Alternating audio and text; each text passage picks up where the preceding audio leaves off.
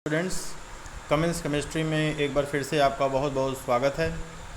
बच्चों, आज मैं आपको कुछ केमिस्ट्री के ऐसे टॉपिक्स बताने वाला हूं जो कि एग्जामिनेशन पॉइंट ऑफ व्यू से काफ़ी इम्पॉर्टेंट हैं, जैसे कि stability of the carbocation, distillation and crystallisation.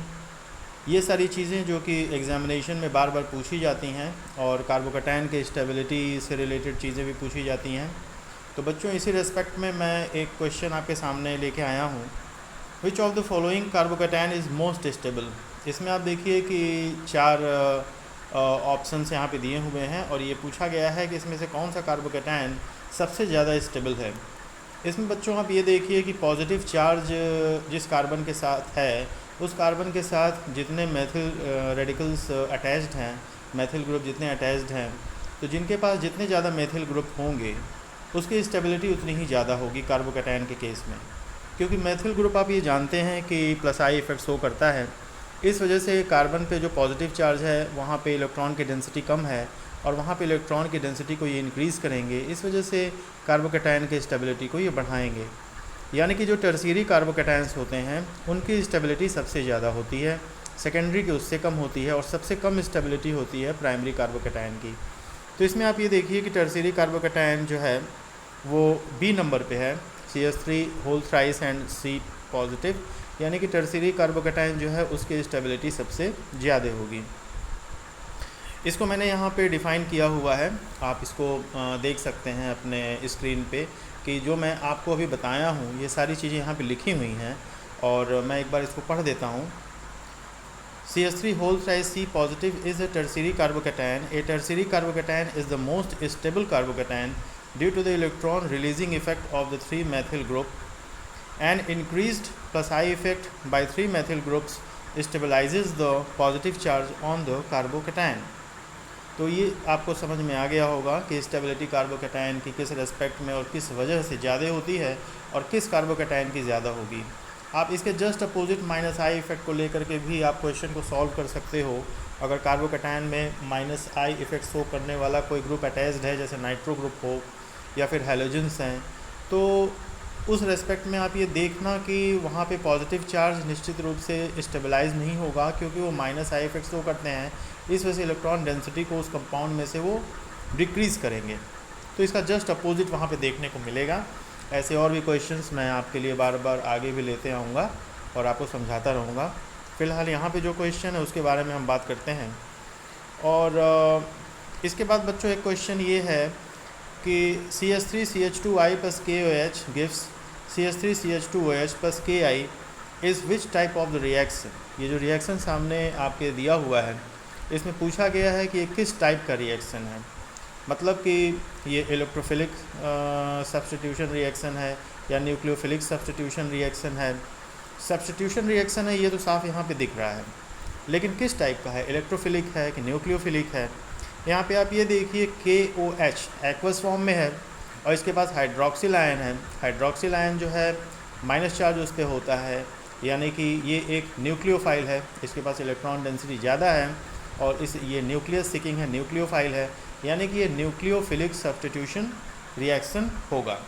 और ये चीज़ मैंने यहाँ पे लिखी हुई है, it is an example of the nucleophilic substitution reaction.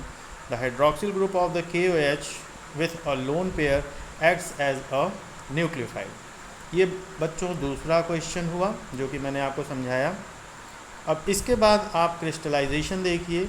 Chemistry में क्रिस्टलाइजेशन बहुत इंपॉर्टेंट टॉपिक है और ये ऑर्गेनिक केमिस्ट्री में क्रिस्टलाइजेशन जो प्यूरिफिकेशन ऑफ द कंपाउंड्स के बारे में आता है, क्रिस्टलाइजेशन है, क्रोमेटोग्राफी है, डिस्टिलेशन है, पेपर क्रोमेटोग्राफी है। तो ये सारी चीज़ें पूछी जाती हैं एग्जामिनेशन में और इस चीज़ को लर्न करना, समझना आपके लिए ज़रूरी है। क्रिस्टलाइजेशन को आप डिफ़ाइन करेंगे, फिर उसके बाद उसका प्रिंसिपल आप नोट करेंगे, फिर उसका प्रोसेस आप बताएंगे और एक एग्जाम्पल आप शो करेंगे। क्रिस्टलाइजेशन हुआ या डिस्टिलेशन हुआ और क्रोमेटोग्राफी हुआ। सबसे पहले आप इसकी छोटी सी एक डेफिनेशन लिखोगे, मतलब इसके प्रोसेस लिखोगे, फिर उसका प्रिंसिपल आप इसका बताओगे और फिर एक एग्जाम्पल बताओगे। Crystallisation is one of the most commonly used techniques for the purification of the solid organic compounds. अब इसके प्रिंसिपल में आप ये देखिए प्रिंसिपल आपको मैं क्रिस्टलाइजेशन का और अच्छे से शो करता हूँ। देखिए यहाँ पे है बच्चों, जो क्रिस्टलाइजेशन है उसका प्रिंसिपल आपके सामने स्क्रीन पे है। It is based on the difference in the solubilities of the compound, यानी कि ये कंपाउंड्स की सॉल्युबिलिटीज़ पे डिपेंड करता है। किसी सॉल्वेंट में जो भी इम्प्योरिटीज़ हैं और जिसको हमें अलग करना है, उनकी सॉल्युबिलिटी सॉल्वेंट में किस रेस्पेक्ट में है, किसी की कम होगी किसी की ज़्यादा होगी, इस बात पे डिपेंड करता है crystallisation. It is based on the differences in the solubilities of the compound and the impurities in a given solvent. The impure compound gets dissolved in the solvent in which it is sparingly soluble at a room temperature but appreciably soluble at a higher temperature. The solution is concentrated to obtain nearly a saturated solution. On cooling the solution, the pure compound crystallizes out and is removed by filtration. यानी कि इसमें दो compounds या उससे ज़्यादा compounds जो कि soluble होंगे, फिर उसके बाद आप उसको क्रिस्टलाइज़ करेंगे यानी कि उसको कूल करेंगे, तो वो धीरे धीरे जिनका क्रिस्टलाइजेशन पहले होगा उनको आप अलग कर लेंगे, फिर कूल करते जाएंगे तो दूसरा क्रिस्टलाइज होगा। इस तरीके से सॉल्युबिलिटीज़ पे डिपेंड करेगा कि कौन सा कंपाउंड पहले क्रिस्टल आउट होता है। तो ये इसका प्रिंसिपल हो गया बच्चों। और आप क्रिस्टलाइजेशन का एक एग्जाम्पल देखिए। Pure aspirin is obtain by recrystallizing crude aspirin, यानी कि जो एस्पिरिन को हम ऑब्टेन करते हैं, प्योरीफाई करते हैं, वो क्रिस्टलाइजेशन प्रोसेस से हम प्योरीफाई करते हैं। तो इसका एक छोटा सा आपने प्रोसेस बताया, फिर इसका प्रिंसिपल बताया और फिर इसका एग्जाम्पल बताया। ये जैसे जैसे मैंने आपको समझाया है उसी तरीके से आप इसको देखते जाइएगा। उसके बाद बच्चों बात आती है, क्रिस्टलाइजेशन हमने आपको बता दिया, और अब बच्चों बात आती है डिस्टिलेशन की। डिस्टिलेशन डिपेंड करता है बॉइलिंग पॉइंट पे। जैसे वेपराइजेशन होता है, जिस भी सबस्टेंस का बॉइलिंग पॉइंट जिस रेस्पेक्ट में होता है, किसी का कम है तो वो जल्दी वेपराइज होगा, और किसी का बॉइलिंग पॉइंट अगर काफ़ी ज़्यादा है तो वो देर में वेपराइज होगा। तो इस बात पे ये डिपेंड करता है डिस्टिलेशन की जो भी सबस्टेंसेस को हम अलग अलग करना है उनके बॉइलिंग पॉइंट्स ज़रूर डिफ़र करने चाहिए, और जिसका बॉइलिंग पॉइंट कम होगा वो जल्दी वेपराइज होगा, उसको आप अलग कर लोगे, और उसके बाद जो बचा हुआ रहेगा वो अलग हो ही चुका होगा। इसको बच्चों आप देखिए, the method is use to separate volatile liquids from non volatile impurities और mixture of those liquids that have a sufficient difference in their boiling points, यानी कि बॉइलिंग पॉइंट में सफिशिएंट डिफरेंस होना चाहिए। प्रिंसिपल है इसका, it is based on the fact that liquids having different boiling points vaporize at different temperature. The vapors are then cooled and the liquids so formed are collected separately. तो ये distillation का एक छोटा सा process हुआ और फिर उसका प्रिंसिपल हुआ। अब इसका एक एग्जांपल आप ये देखिए कि क्लोरोफॉर्म और एनिलीन को हम अलग करते हैं डिस्टिलेशन प्रोसेस के द्वारा। इनका बॉइलिंग पॉइंट्स काफ़ी ज़्यादा डिफ़र करता है एक दूसरे से।